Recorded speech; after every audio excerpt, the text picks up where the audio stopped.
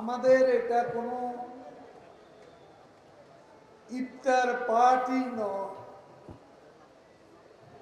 এটা হলো ইফতার সামগ্রী বিতরণ।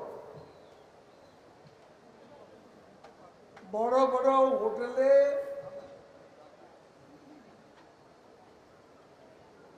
বিএনপি ইফতার পার্টি আয়োজন করে।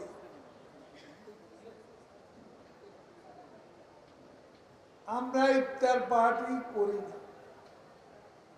আমাদের নেত্রীর নির্দেশ, ইফতার পার্টি নিজেরা না করে গরিব সাধারণ মানুষের মাঝে, যাদের ইফতার কিনতে আজকের এই সংকটের মুহূর্তে কষ্ট হয়, তাদের মধ্যে ইফতার সামগ্রী বিতরণ করা, এটাই হচ্ছে আমাদের সারা বাংলাদেশে আওয়ামী লীগ, সহযোগী সংগঠন সবাই কাজটি করে যাচ্ছে। আজকে বিএনপি ইফতার পার্টির আয়োজন করে আওয়ামী লীগের চরিত্র হনন,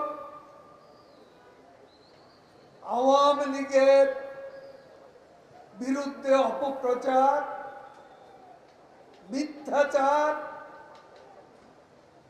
করে যাচ্ছে।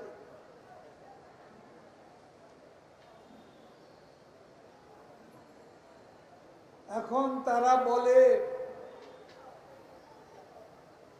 দিল্লির শাসন মেনে নেওয়ার জন্য পাকিস্তানের সাথে সম্পর্ক ছিন্ন করিনি। আসলে বিএনপি পাকিস্তানের সাথে কখনো সম্পর্ক ছিন্ন করে নাই। বিএনপির হৃদয়ে পাকিস্তান, চেতনায় পাকিস্তান। আমরা কোনো বিদেশি শাসনের, কোন বিদেশি রাষ্ট্রের